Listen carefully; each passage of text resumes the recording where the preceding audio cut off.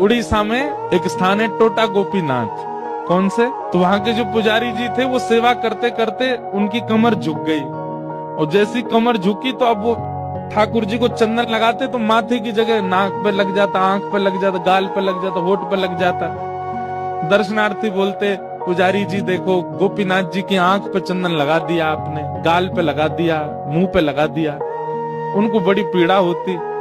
मन में सोचने लगे अब एक काम करता हूँ कि मैं एक पुजारी रख लेता हूँ, मुझसे तो सेवा होती नहीं, कमर झुक गई मेरी। पुजारी जी जैसे ही मंदिर में आए और सेवा के लिए प्रस्तुत हुए, एक दिन की सेवा पुजारी जी ने कर दी।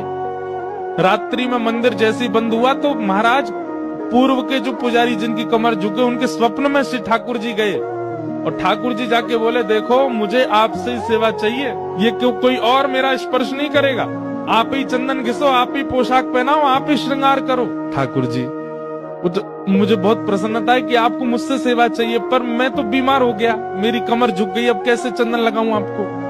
ठाकुर जी बोले, हमें नहीं पता, हमें आपसे ही सेवा चाहिए, कल सुबह पुजारी नहीं आना चाहिए, आप ही आओगे सेवा में।